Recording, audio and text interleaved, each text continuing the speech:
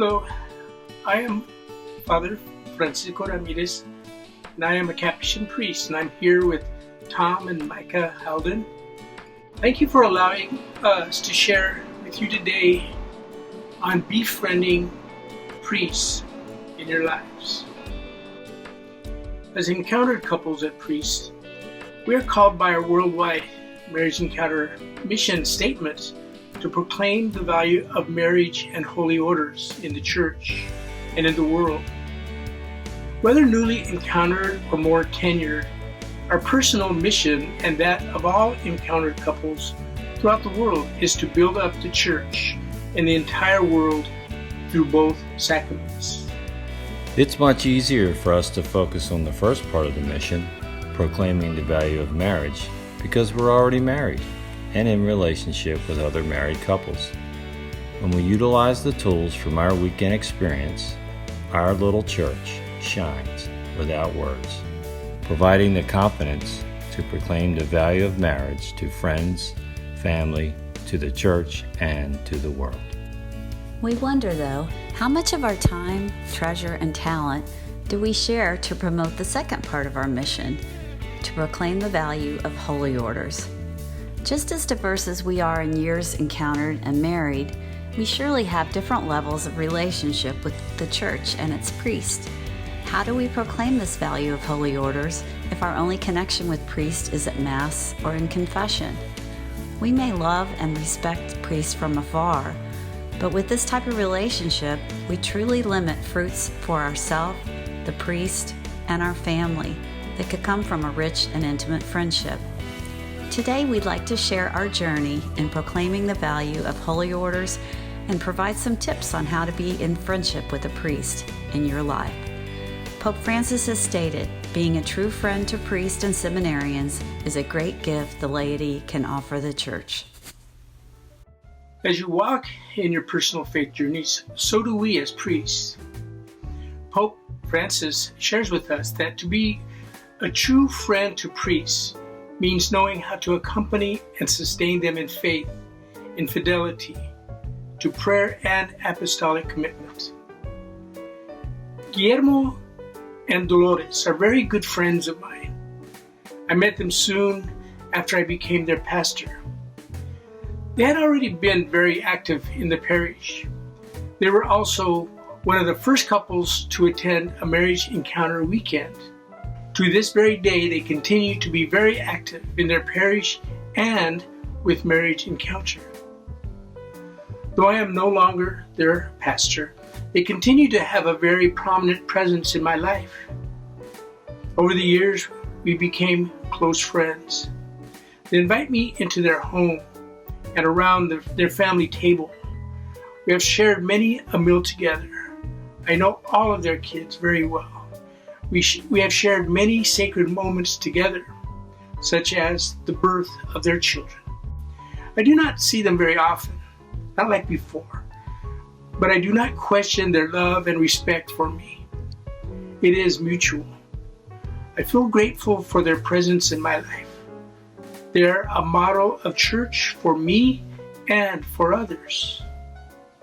As their friend and priest, they inspire me to be the very best version of myself, the best priest I could be, and a true and faithful brother.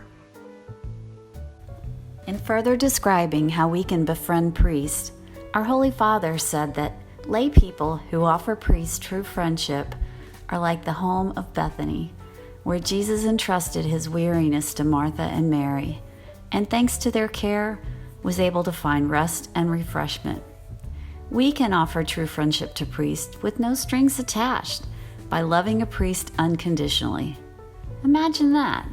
Priests need someone they can trust and someone with whom they can share joy and sorrow, just like we do.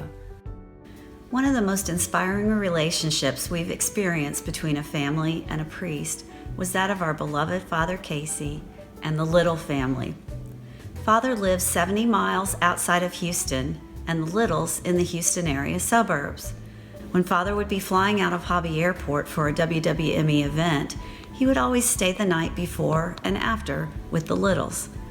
Over time, they became family. sharing special occasions, and becoming more intimate in their relationship through a weekly trialogue.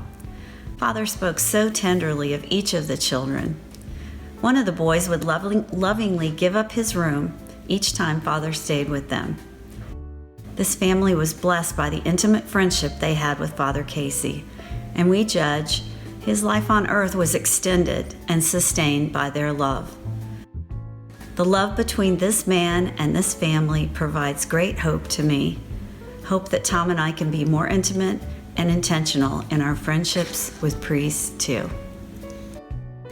A CatholicExchange.com article on spending time with your priest states, "The ministerial priesthood has its role in teaching, governing, and sanctifying the mystical body, and the primary role of the priest is to make present the sacraments. They are our spiritual fathers who guide us on the path in a role of authority, but that does not mean that we should be isolated from our priest."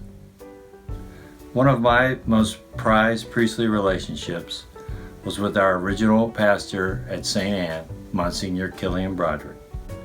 He was not a very approachable or warm human being, and the fact that he was a canon lawyer made him seem even more unapproachable. Fortunately, I work near our parish and can occasionally sneak away for daily Mass at noon. After attending several times, I got up the nerve to greet Monsignor after Mass, to thank him for his homilies. At daily Mass, he always took the time to place historical perspective on the readings of the day and truly explain what that reading was about. It was an awesome experience to learn so much about our Lord in a much deeper and intimate way. It was as if my eyes were opened wider after his homilies. It was an enlightened feeling, like discovering additional or new insight into a topic. After that initial conversation, Monsignor and I would chat after daily Mass whenever I attended. He inspired me to find a way to escape from work to attend daily Mass, and I will be forever grateful. These are just a few examples of the needs and benefits to a lay couple and priest developing a friendship. With any worthwhile endeavor, there may be obstacles outside our control that limit a friendship between the priest and the laity. These obstacles may include shyness, fear, personal past experiences, or judging that we are simply too busy to invest in this friendship. We'd like to share some obstacles we had and how we overcame them to invest in and develop in this relationship. The National Catholic Reporter quotes our Holy Father as saying, "The Catholic clergyman is anointed for his people, not to choose his own projects, but to be close to the real men and women whom God has entrusted to him." To be sure, a priest has a very special role in Jesus' ministry of salvation. Nevertheless, speaking for myself, I know in my heart of hearts I do not belong on a pedestal. I know I am not otherworldly. I suppose it is understandable that some people might be in awe of a priest for who we are called to be and what we do.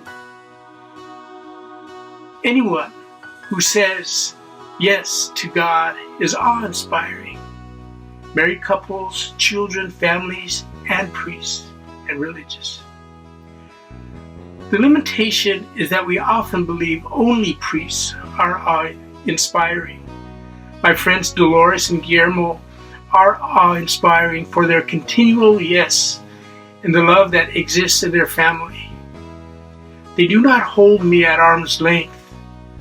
They do encourage me to be the priest I am meant to be. The NCR also quotes Pope Francis saying, "A priest is not a boss to be feared by his flock, but a shepherd who walks alongside them and calls them by name." I was raised a cradle Catholic, and priests were either teaching me religion or were instructing me how to be an altar boy. My view of them were as authoritarian people who I respected, but in some ways feared. That attitude stuck with me through most of my adult life, and I was always reticent to engage in conversation with priests, and certainly to befriend them. However, as I grew stronger in my faith and saw priests in action around our parish, on retreats, and during our worldwide marriage encounter experience, I realized priests are people too, who desire to be in relationship and who want to be shepherds to their flock.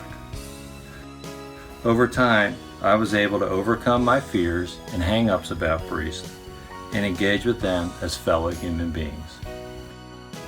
Now, more often than not, priests that we have come to know since our marriage encounter experience seem to truly desire to live their calling from God, to shepherd His flock, and a part of that is to be in relationship with me and you.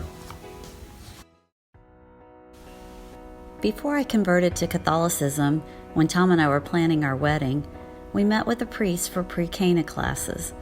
I was pretty intimidated by the whole process, but being in love and very young and naive, I followed Tom's lead and was very open with this man because he was a priest.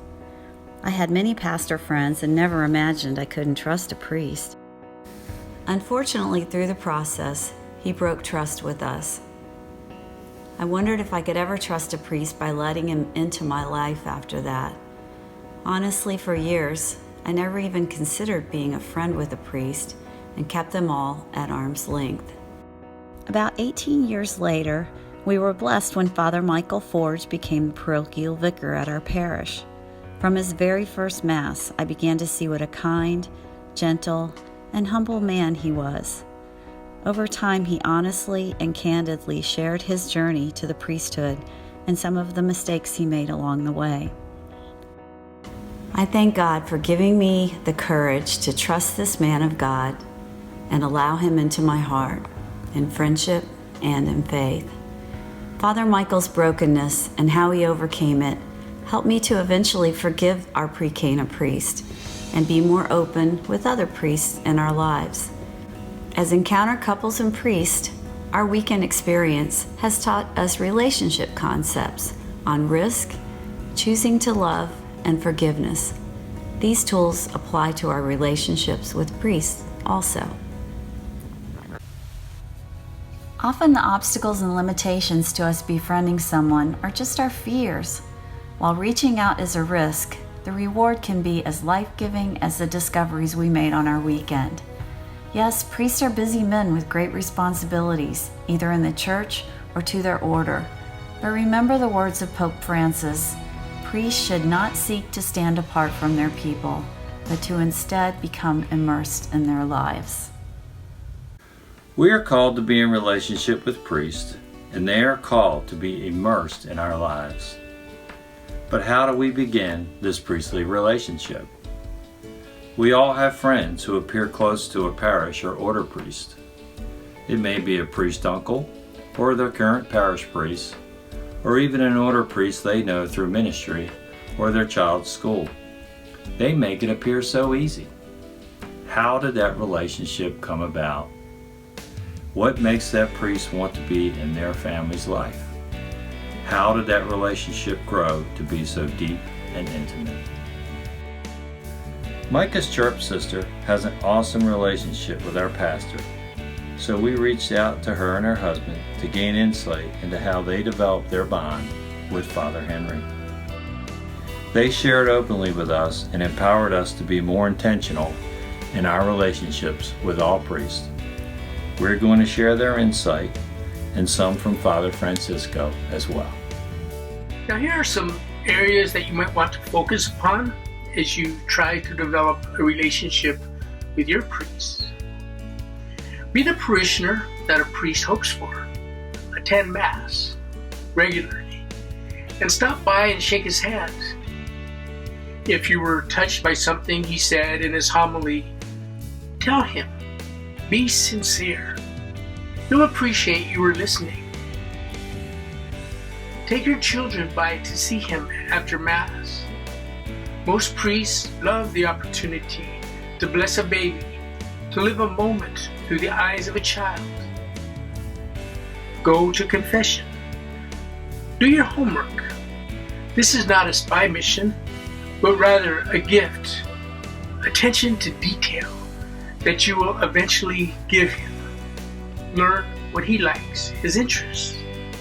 Ask those who know him well if he prefers meals out or if your family could bring a meal to him.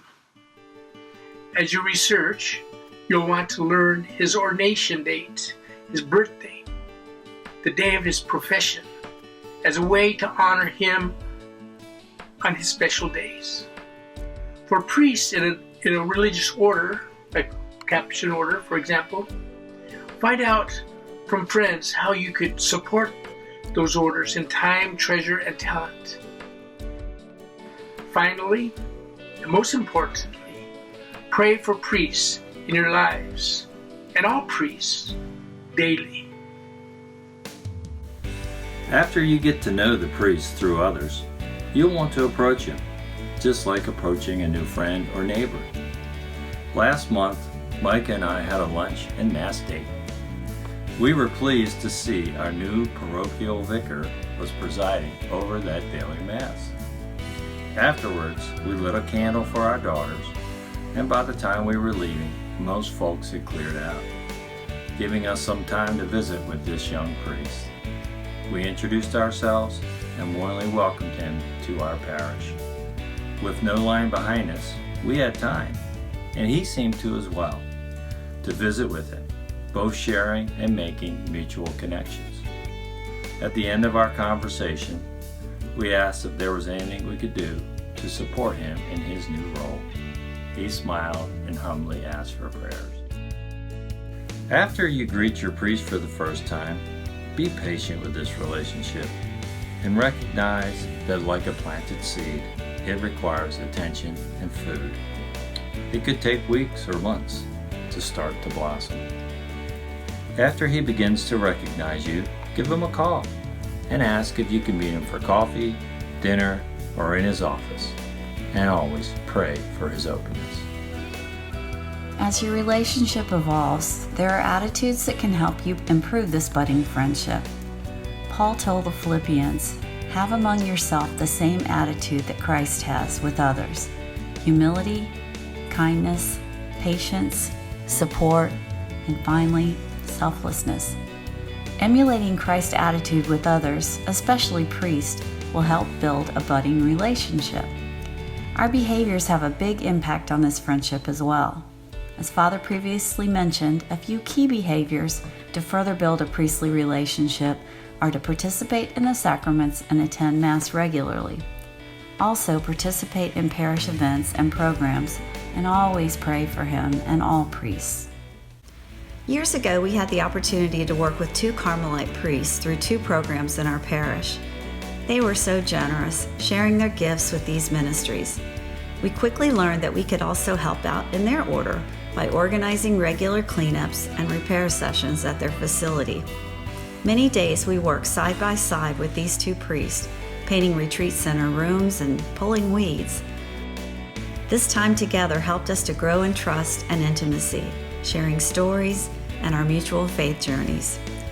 By offering physical help, we were able to further develop relationships with these 2 priests. While we don't see them as often as we'd like, we still stay in touch and are currently praying for Father Stephen, who is battling cancer. When we do get the time to chat with our priest, ask questions and listen intently. Pope Francis shares that we become friends only if our encounter with another person is more than something outward or formal. There's no doubt that our actions and vulnerability can easily turn acquaintances into friends. As this relationship grows, send cards of gratitude and celebration of his special days. Some other suggestions are to remember to invite him for functions he loves, like sporting events.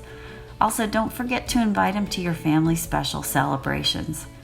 Finally, simply be the friend you hope for in this friendship. As you build upon your relationship with your priest friend, let him know he can depend on you through your actions and your prayers. Many of the priests we have met long for conversation that is not about the parish or school or the to-dos on their parishioners' wish list. We encourage all of us to be that true friend who listens and is a safe haven for our priests.